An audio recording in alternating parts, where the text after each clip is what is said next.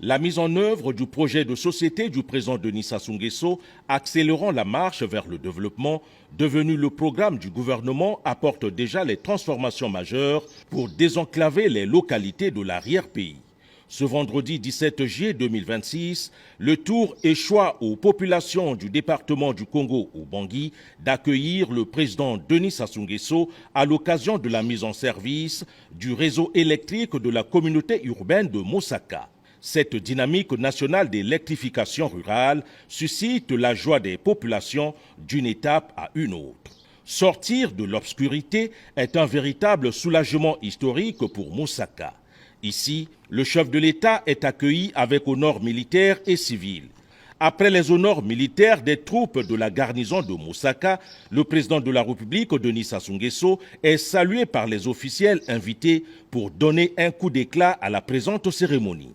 Dans le prononcé des discours, le préfet du département du Congo Ubangui, Gildas Habib Obambi Oko, souhaitant la bienvenue au chef de l'État, a déclaré que les générations futures retiendront qu'au moment où tout restait à bâtir dans le département, Denis Sassou Nguesso est venu voir, écouter, encourager et construire. Excellence, Monsieur le Président de la République, vous avez souvent affirmé que le développement n'a de sens que lorsqu'il améliore concrètement les conditions de vie des populations. Cette conviction trouve aujourd'hui sa plus belle illustration.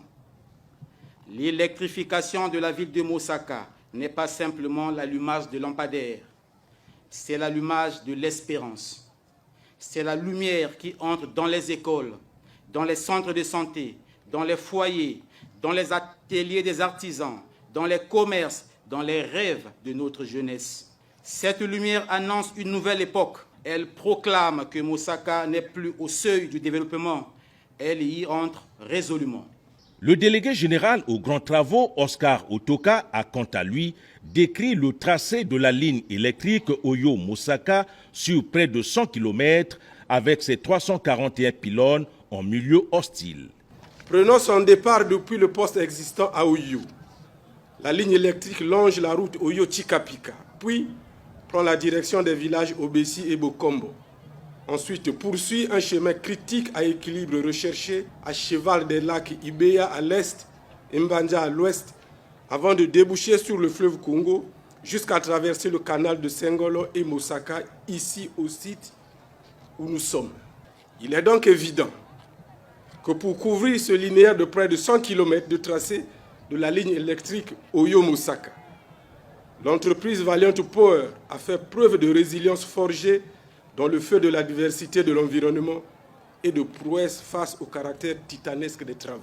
L'histoire enseigne que les grandes nations se construisent lorsque leurs dirigeants savent regarder au-delà de leur temps.